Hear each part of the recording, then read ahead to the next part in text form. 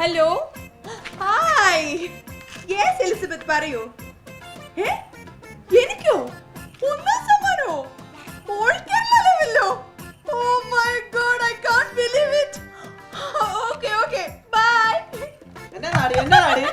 എന്റെ പണിക്കരേട്ടാ ഓൾ കേരള ലെവലിലുള്ള പാചക മത്സരത്തിൽ ഒന്നാം സമ്മാനം എനിക്കാ കിട്ടിയിരിക്കുന്നത്. പാചക മത്സരത്തിനാ ഒന്നാം സമ്മാനോ? നിനക്കോ? വല്ല പാചക മത്സരത്തിനായിരിക്കും. പാചക മത്സരത്തിന് തന്നെയാ. എന്നാ വല്ല നാക്ക് തടന്നവനായിരിക്കും നീ ഉണ്ടാക്കിയ സാധനം ടേസ്റ്റ് ചെയ്ത് നോക്കിയത്. കണ്ടോ അതാ ഞാൻ പറഞ്ഞ പാചക മത്സരത്തിൽ തന്നെയായിരിക്കും നിനക്ക് സമ്മാനം കിട്ടിയെന്ന്.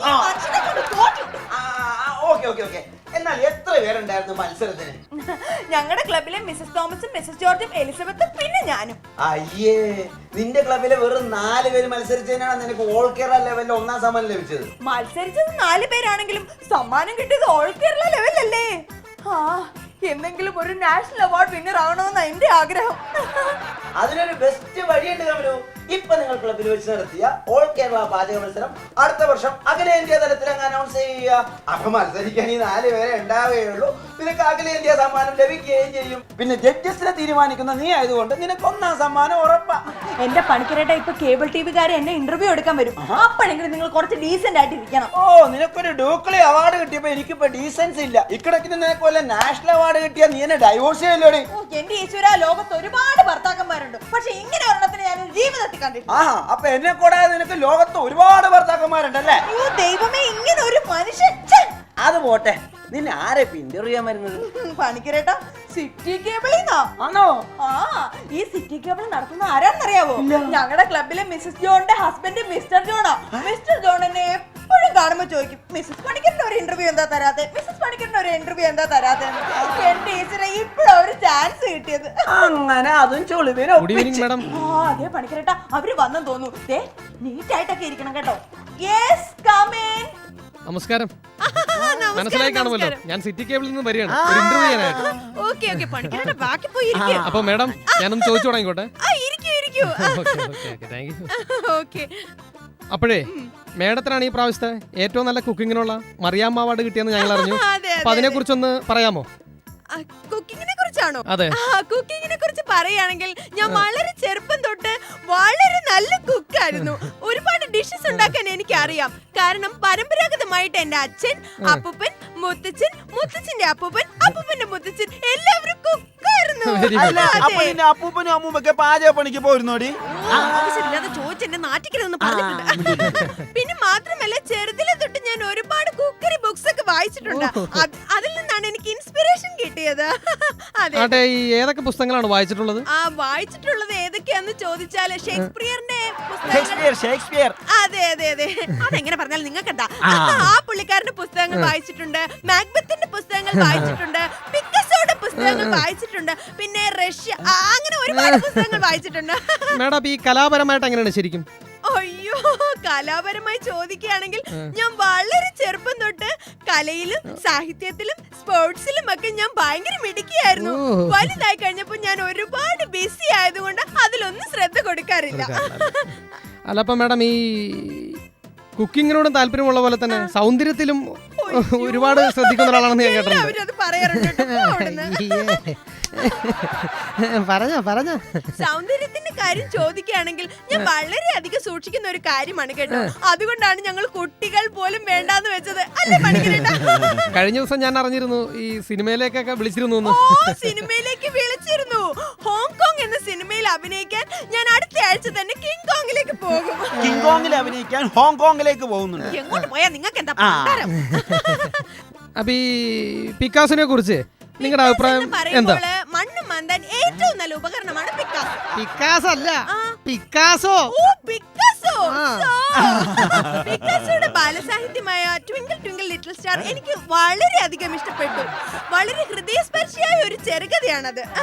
പിന്നെന്താ ചോദിക്കാനുള്ളത്? മാഡം പഠിച്ചതും വളർന്നതൊക്കെ എവിടെയായിരുന്നു ശരിക്കും? ശരിക്കും ഞാൻ MA വരെ പഠിച്ചത് പോർബന്ദർ സ്കൂളിലാണ്. സ്കൂളിലാണോ നീ MA ഒക്കെ പഠിച്ചത്? ഒന്നും മിണ്ടാതിരിക്കുക. MA വരെ ഞാൻ അവിടെയാ പഠിച്ചത്. ആണല്ലേ? അപ്പൊ ഈ MAക്ക് കുട്ടി എന്താണ് എടുത്തത്? സോറി മാഡം, എന്താണ് എടുത്തത്? നിങ്ങൾ എന്താ ഒരുമാതിരി ആളെ കളിയാക്കുന്ന പോലെ സംസാരിക്കുന്നത്? ഞാൻ MA എന്ന് മാത്രമല്ല എന്റെ ജീവിതത്തിൽ ഇത്രയും ഇത്രയും വയസ്സ് വരെ ഞാൻ ഒരു സാധനം ആരുടെ എടുത്തിട്ടില്ല. അയ്യോ മേഡം, ഞാൻ അതല്ല ഉദ്ദേശിച്ചത്. നിങ്ങൾ അങ്ങനെ സംസാരിക്കരുത്. അയ്യോ. ഇന്റർവ്യൂ ആണെന്ന് കരുതി മനുഷ്യനെ കളിയാക്കുന്നതിന് ഒരു ഈ പരിധിയുണ്ട് മേഡം കേട്ടോ. ഇത് അങ്ങനെ ഒന്നും പറയണ്ട. ഞാൻ പറഞ്ഞല്ലോ, അയ്യോ. ഞാൻ ആരുടെ സാധനം കട്ടിട്ടില്ല, ഞാനതല്ല. ഞാൻ ഒന്നും ചെയ്തിട്ടില്ല. അയ്യോ, ഇതൊരുമാതിരി ഇൻസൾട്ടിംഗ് ആണ് കേട്ടോ. എനിക്ക് ഒട്ടും എന്ത് സഹിക്കാൻ ഇത്? പറ്റുന്നില്ല. ഏ? ടിവി ആണെന്ന് പറഞ്ഞ് എന്തും അയ്യേ, പറയാം. എന്നാണത്?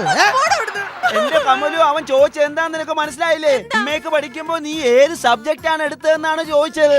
അയ്യോ, അങ്ങനെയാണോ ചോദിച്ചത്? ആ. എന്റെ പണിക്കരേട്ടാ, ഞാൻ 5ാം ക്ലാസ്സിൽ പഠിച്ചപ്പോഴേ റോബോട്ടിന്റെ കുടം ഓട്ടിച്ചായിരുന്നു. ഞാൻ വിചാരിച്ചു അയാൾ അത് മനസ്സിൽ വെച്ചോണ്ടാ ചോദിച്ചെന്ന്. ശ്ശേ, ആകെ നാണക്കേടായി പോയി. ഇതാണ് പറയണത്, ക്ലാസ്സിൽ കയറേണ്ട സമയത്ത് ക്ലാസ്സിൽ കയറാതെ കറങ്ങി നടന്നാലേ ഇങ്ങനെ ഇരിക്കും.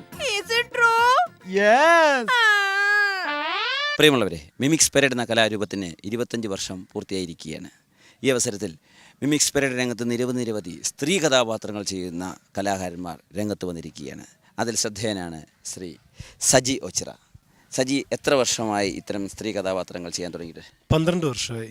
സാധാരണ പുരുഷന്മാർ സ്ത്രീ കഥാപാത്രങ്ങൾ ചെയ്യുമ്പോൾ കാണുന്ന വേഷവിധാനങ്ങളല്ല. സജി വളരെയധികം കോൺസെൻട്രേറ്റ് ചെയ്യുന്നുണ്ട് ഈ കോസ്റ്റ്യൂംസ് എല്ലാം സെലക്ട് ചെയ്യുന്നതിൽ. എങ്ങനെയാണ് അത് സെലക്ട് ചെയ്യുന്നത്? അത് ഓരോ കഥാപാത്രത്തിനും അനുസരിച്ച് ഞാൻ തന്നെ സ്വന്തമായിട്ട് ഡിസൈൻ ചെയ്തെടുക്കുകയാണ് ചെയ്യുന്നത്. പല പ്രോഗ്രാമുകളിലും സജി വളരെ ഭംഗിയായിട്ട് ഡാൻസ് ചെയ്യുന്നതായിട്ട് കാണാൻ സാധിച്ചു. അങ്ങനെ ക്ലാസിക്കൽ ഡാൻസ് ഒക്കെ പെർഫോം ചെയ്യാറുണ്ടോ? ഞാൻ 10 വർഷം ക്ലാസിക്കൽ ഡാൻസ് അഭ്യസിച്ചിട്ടുണ്ട്. അതുപോലെ തന്നെ വ്യത്യസ്തമായ സ്ത്രീ കഥാപാത്രങ്ങളുമായി മിമിക്രി രംഗത്തെത്തിയ മറ്റൊരു കലാകാരനാണ് ദിലീപ്. പ്രിയമുള്ളവരെ, വൈവിധ്യങ്ങളായ നിരവധി സ്ത്രീ കഥാപാത്രങ്ങൾ ചെയ്യുന്ന മറ്റൊരു കലാകാരനാണ് ശ്രീ ദിലീപ്. ദിലീപ് എത്ര വർഷമായിട്ട് സ്ത്രീ കഥാപാത്രങ്ങൾ സ്റ്റേജിൽ ചെയ്യുന്നു? 2 വർഷമായിട്ട് സ്റ്റേജിൽ ചെയ്യുകയാണ് പ്രോഗ്രാം. പണ്ടും ദിലീപ് ഒരു മിമിക്രി ആർട്ടിസ്റ്റ് ആയിരുന്നു. അല്ല. എന്താണ് ഈ സ്ത്രീ കഥാപാത്രങ്ങൾ ചെയ്യാനുള്ള പ്രചോദനം? പ്രചോദനം എന്ന് പറഞ്ഞാൽ ഡാൻസ് ചെയ്യുമായിരുന്നു, ഭരതനാട്യമൊക്കെ ചെയ്യുമായിരുന്നു. ഓ, ക്ലാസിക്കൽ ഡാൻസ് പഠിച്ചിട്ടുണ്ട്. അങ്ങനെ പഠിച്ചതുകൊണ്ട് അങ്ങനെ അതിൻ്റേതായിട്ടുള്ളൊരു ഡാൻസ് കണ്ട് സെലക്ട് ചെയ്തതാണ്. പിന്നെ ഫിലിമിൽ ഫീമെയിൽ ചെയ്തിരുന്ന സമയത്താണ് ഇങ്ങനെ ചന്ദ്രൻ തിരുമല എന്ന് പറഞ്ഞിട്ട് തിരുമല ചന്ദ്രൻ പുള്ളിയാണ് വന്ന് പ്രോഗ്രാമിനെ വിളിച്ചു വരണം എന്ന് പറഞ്ഞ് അങ്ങനെ. ഏത് ഫിലിമിലാണ് സ്ത്രീ വേഷം ചെയ്തിട്ടുള്ളത്? ഞാൻ വിന്നർ എന്ന് പറഞ്ഞിട്ട് തമിഴ് ഫിലിം ചെയ്തിട്ടുണ്ടായിരുന്നു. പിന്നെ ഒരു സീരിയൽ ചെയ്തായിരുന്നു, സ്ത്രീജന്മം എന്ന് പറഞ്ഞിട്ട് അതിനകത്ത് ഫീമെയിൽ ചെയ്തിട്ടുണ്ട്. ഒറിജിനൽ പെണ്ണാന്ന് കരുതി ആരെങ്കിലും പ്രേമിക്കാൻ വന്നിട്ടുണ്ടോ? ആണുങ്ങൾ ഒരുപാട് പ്രേമിക്കാൻ വന്നിട്ടുണ്ട്. ആണോ? വേഷമൊക്കെ മാറുമ്പോൾ ആളുകൾ ഒന്ന് വിളിഞ്ഞു നോക്കാറുണ്ടോ പെണ്ണാണെന്ന് അറിയാൻ ഈ ഗ്രീൻ റൂമിൽ വന്നിട്ട്? അങ്ങനെ ഉണ്ടായിട്ടുണ്ട്. ഒരുപാട് ആൾക്കാരിങ്ങനെ അഭിപ്രായം പറയാറുണ്ട്. അപ്പം കൂടുതലും പെമ്പിള്ളാർ തന്നെയാണ് പറയാറുള്ളത്. പെമ്പിള്ളാർക്ക് പോലും പറ്റാത്ത മോഡേൺ ഡ്രസ്സൊക്കെ നമുക്ക് ഇടാൻ പറ്റുന്നതുകൊണ്ട് അവർക്ക് അസൂയ തോന്നിയിട്ടുണ്ടെന്ന് പറഞ്ഞു. ഈ മോഡേൺ ഡ്രസ്സസ് ഒക്കെ എങ്ങനെ സ്വന്തമായിട്ടാണ് തിരഞ്ഞെടുക്കാറുള്ളത്? കുറച്ചൊക്കെ സെലക്ട് ചെയ്ത് ഞാൻ എടുക്കാറുണ്ട്. ബാക്കി കൂടുതലും ഓച്ചിറ സജി പുള്ളിയുടെ ഇതിലാണ്. പുള്ളിയാണ് കോസ്റ്റ്യൂമർ. ഇതോടെ മിമിക്സ് വാർത്തകൾ ഇവിടെ അവസാനിക്കുന്നു.